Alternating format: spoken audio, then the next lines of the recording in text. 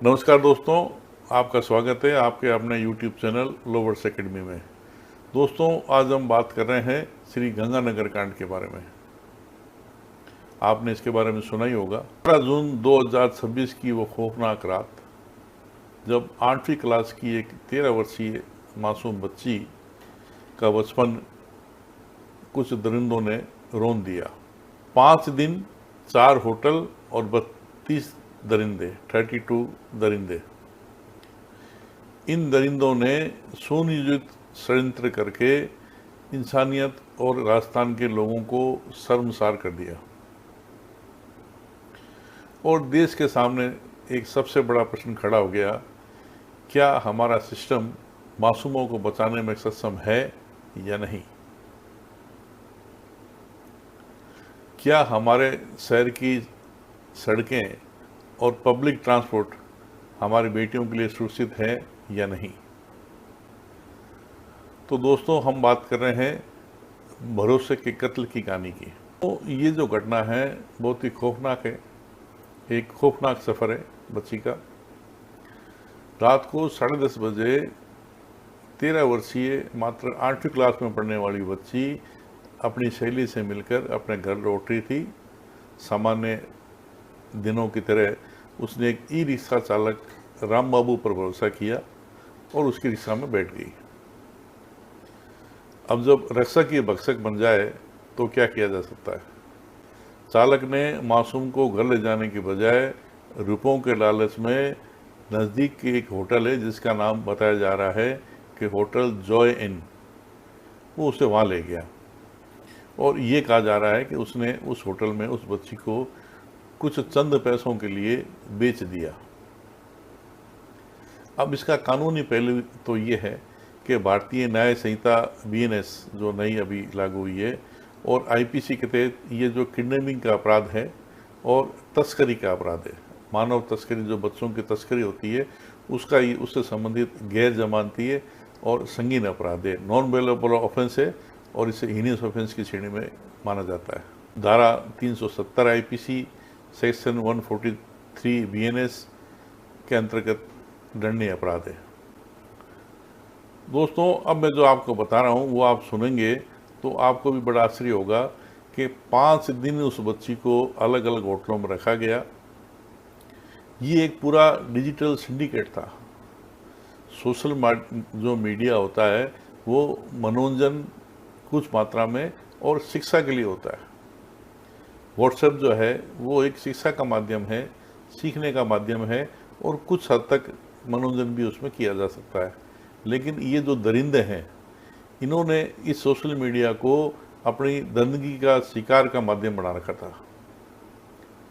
Police से बचने के लिए ये 4 होटलों का इन्होंने यूज किया, जो कि जॉय इन, खुंगर, सफायर और ड्रीम इस नाम की होटलें बताते हैं कि लगातार इन्होंने इस बच्ची को इन होटलों में अलग अलग तरीके से ले गए, अलग अलग तरीके से घुमाया और सारी क्रूरता की हदें इन्होंने पार कर दी।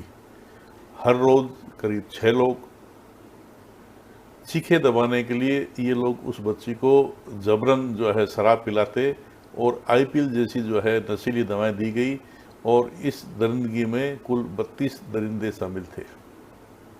और इन्होंने एक व्हाट्सएप ग्रुप बना रखा था जिसे व्हाट्सएप सिंडिकेट भी कहा जा सकता है। होटल मालिकों ने व्हाट्सएप पर अपने ग्राहकों की बुकिंग और अन्य संचालकों को अपना कमीशन का विवरण देने के लिए, जानकारी देने के लिए एक व्हाट्सएप सिंडिकेट यानी व्हाट्सएप ग्रुप बना रखा था। क्या टेक्नोलॉजी का ये भयानक दुरुपयोग साइबर सर्विलांस की विफलता है?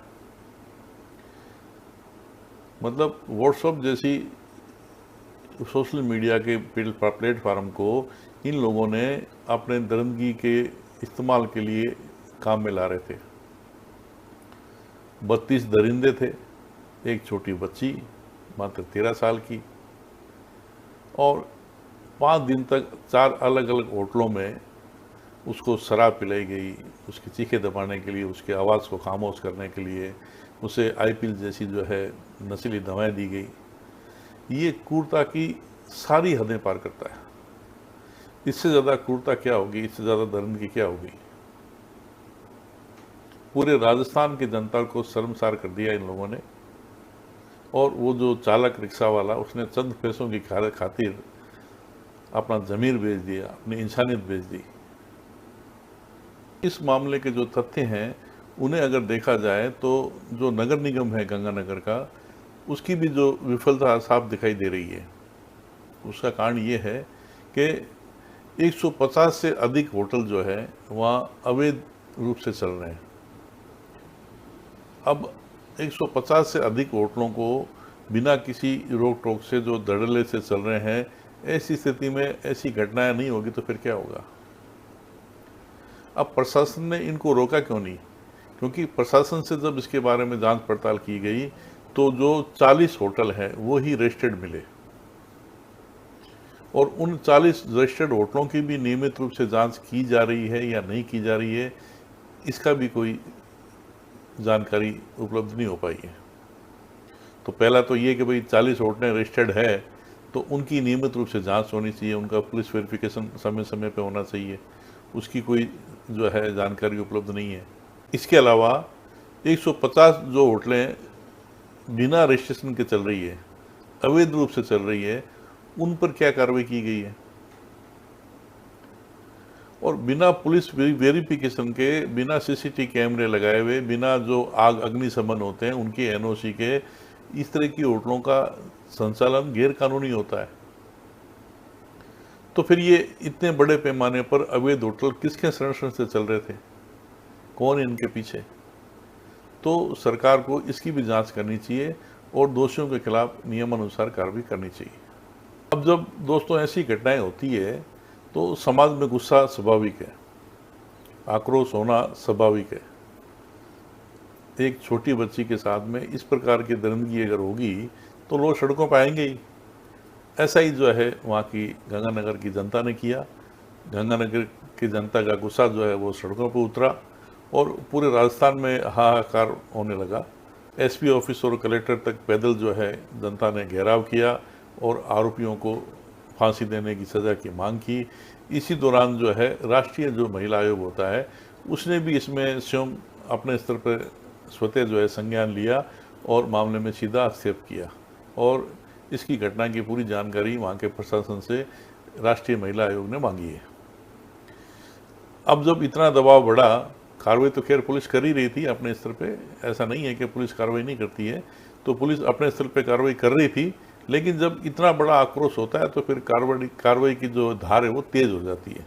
तो जब राष्ट्रीय महिला आयोग ने स्वतः इसमें प्रसंज्ञान लिया और राष्ट्रीय महिला आयोग ने वहाँ के जिला प्रशासन और एसपी को ये निर्देश दिए कि 15 दिन के भीतर पूरी जांच रिपोर्ट जो है आप जो है सौंपेंगे, इसका अल्टीमेटम जिला मजिस्ट्रेट और वहाँ के स्थानीय एसपी को राष्ट्रीय महिला आयोग द्वारा दिया गया। तो जांच काफ़ी तेज हो गई।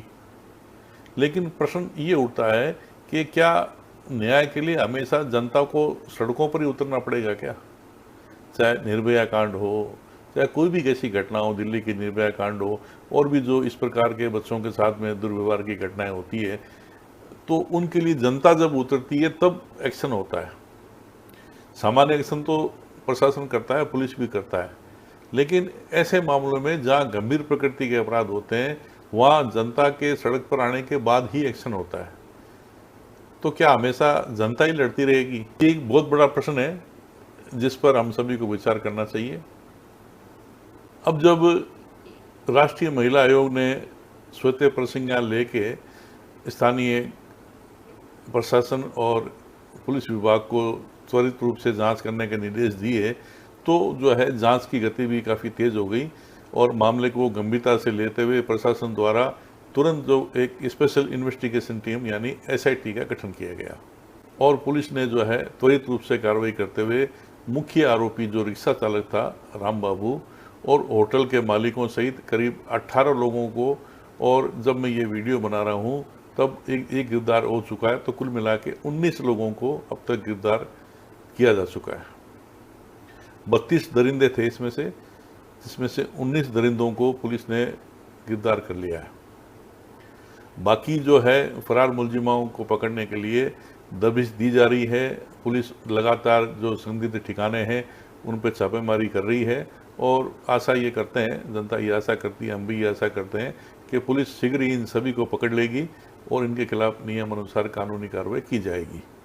अब मीडिया में कुछ खबरें ऐसी भी आ रही है, मैं उसकी जो है पुष्टि नहीं करता हूँ, हमारा चैनल ऐसी किसी खबर की पुष्टि नहीं करता है, लेकिन ऐसी खबरें आ रही है मीडिया की जानकारी से जो बताई जा रही है कि भारी जो जनता का जन आक्रोश था और उसके तहत जो है सरकार ने जो है, जैसे यूपी के अंदर बुलडोजर चलता है, उसी क्रम में जो अपराधियों की जो संपत्ति है या अपराधियों से संबंधित चीज़ों पे यूपी में जो है अवैध जो संपत्तियां होती है या अवैध कमाई से जो बनाई हुई संपत्तियां होती हैं जो लीगलाइज नहीं होती हैं, उन पे बुलडोजर चलाया जाता है। वैसे ही राजस्थान के अंदर गंगानगर के अंदर ये जो अपराधी हैं जिनकी होटलें, होटल जॉय, खुंगर, सफायर, ड्रीम, ये जो होटलें हैं इन पर जो है बुलडोजर चले हैं और इन्हें गिराया गया है, इन्हें नष्ट किया गया है। लेकिन ये सच है या नहीं, मुझे इसकी जानकारी नहीं है, लेकिन मीडिया में ऐसी खबरें चल रही है कि ऐसी जो संपत्तियां हैं, ये जो होटलें हैं जिन पे ये इस प्रकार की घिनौनी हरकत की गई थी, घटना की गई थी, उन होटलों पे बुलडोजर चले हैं। मुझे नहीं पता है, लेकिन हाँ, हम ये चाहेंगे कि इस प्रकार की कार्रवाई होनी चाहिए। प्रकार की अगर कार्रवाई होगी तो अपराधियों में भय उत्पन्न होगा और भय बिना प्रीत नहीं है। इस प्रकार की घिनौनी हरकत जो है कतई बर्दाश्त नहीं की जानी चाहिए और यथासंभव जो भी कार्रवाई की जा सके उनमें भय पैदा करने के लिए और ऐसे अपराधों की पुनरावृत्ति को रोकने के लिए वो सभी प्रकार की कानूनी कार्रवाई और प्रशासनिक कार्रवाई को प्रशासन को करना चाहिए। तो करीब 19 दरिंदों को पकड़ लिया गया है और बाकी जो इसमें अपराधी हैं उन्हें जल्दी ही पुलिस पकड़ लेगी। अब जो है उम्मीद सभी की कोर्ट पर टिकी है कि इनका जो है विचारण जो है इस मामले का वो फास्ट ट्रैक कोर्ट में होना चाहिए और फास्ट ट्रैक कोर्ट से जनता को बड़ी उम्मीद है। वर्तमान स्थिति ये है कि पीड़ित का अस्पताल में इलाज चल रहा है और वो संघर्ष कर रही है और पूरा देश उसके साथ खड़ा है, राजस्थान की जनता उसके साथ खड़ी है कि वो शीघ्र जो है उसको स्वास्थ्य लाभ हो।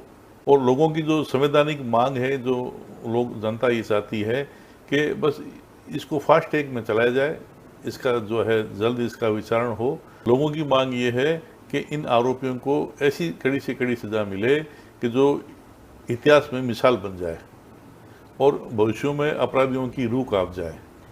अमूमन लोगों की ये अपेक्षा है कोर्ट से कि इनको फांसी दी जाए। अब चूंकि ये तो कानून के विषय हैं, कानून में जब ट्रायल चलेगी, विचारण होगा, तो उसमें क्या सज़ा मिलती है क्या नहीं होता, वो तो माननीय जो न्यायालय है उसका जो भी निर्णय होगा वो सबको मानना पड़ेगा और वो जो भी निर्णय कोर्ट करेगी वो सब जो सबूतों को और सारी परिस्थितियों को देख के करेगी। तो आशा यही है कि उन्हें, बच्ची को न्याय मिलेगा, इनको कड़ी से कड़ी सज़ा मिलेगी। दोस्तों, इस दर्दनाक और खौफनाक घटना के बारे में आपका क्या विचार है, हमें कमेंट करें। आप और हम सभी इस बच्ची के साथ खड़े हैं और हमें पूरी उम्मीद है कि फास्ट ट्रैक कोर्ट से जब इसका निर्णय होगा तो बच्ची को अवश्य न्याय मिलेगा। नमस्कार, जय हिंद।